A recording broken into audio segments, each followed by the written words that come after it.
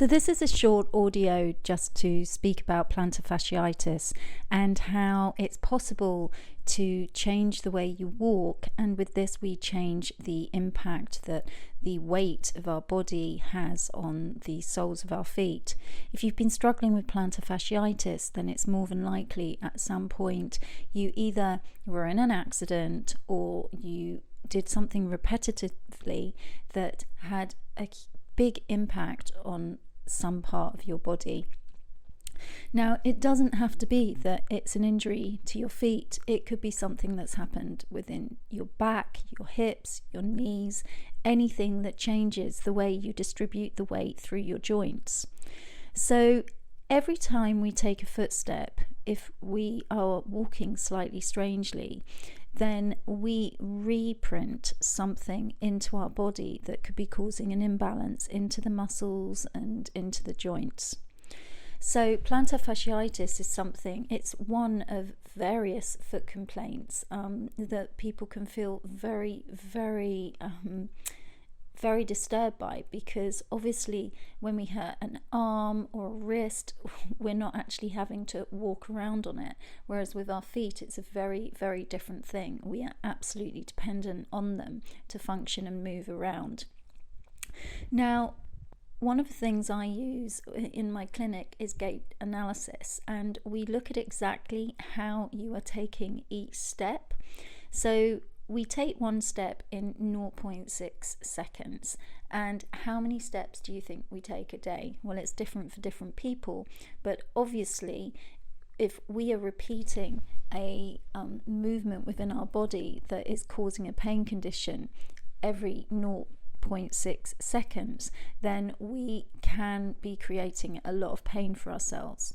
So what I can do is I can look at the way you walk, I can look at the different postures within your gait. Within every footstep we take, there are 6 different postures that our body has to move through, and we can look at what direction your feet are going in, which part of your foot hits the ground first, whether your foot is pushing itself off the ground or you're literally lifting it forward and banging it onto the ground every footstep you take, and generally whether you've got more weight going down one side of your body than the other side of your body. So many different things affect the way we walk. It can even be an emotional thing. If you've recently gone through some real big shock that's had an impact on the way you brace in your upper body, this can also have an impact literally on the way you move and the way you distribute your weight. So one of the things I do is I get people just to take a video of themselves walking backwards and forwards in their usual way, and we can start to look at exactly how you're distributing your weight, how you're placing your foot on the ground, how you're moving from one leg to the other as you take a single footstep. And we start to look at what we can do to re-engineer the way your body is working so that your weight is correctly distributed, and also your feet are having a correct relationship with the ground. And what that means is that your weight is moving through your feet in a balanced way every step you take. Now, if this is of interest to you, then it is a fascinating journey to go on. I've worked with so many people over the years where we have literally, I like to call it reverse engineered their condition. So we look at what initially actually caused it. Because maybe you've had massage, maybe you've done exercises, maybe you've done all kinds of things, and maybe you have resolved it. But if you haven't, or it keeps coming back, it will most definitely be because of the way you walk. So if this is of interest to you and you'd like to create a video of yourself walking, I will send a link which will show you very simply how you need to walk backwards and forwards, so that I can look and start to get an idea of how your body is creating the very condition that you're trying to get rid of. And then we can start to look at how you can readjust and change things back to how they were. Now, I'll finish by saying this. We all know when we have an accident, our brain very quickly tries to change the way we move to take the weight off the place of pain.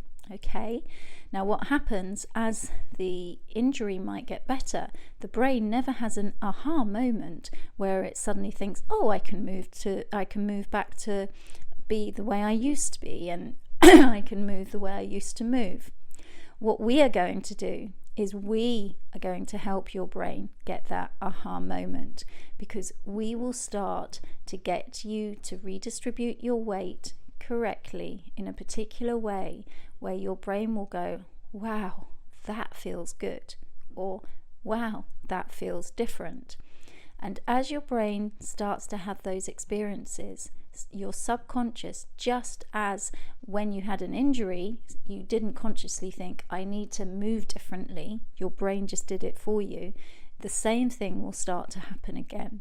But first we need to give your body those experiences of what potential ranges of movement there are that your body can go through to redistribute the weight and stop creating the very condition that obviously you want to get rid of. So whether it's plantar fasciitis or another type of foot pain, so long as it isn't that there's a particular growth or a neuroma or something like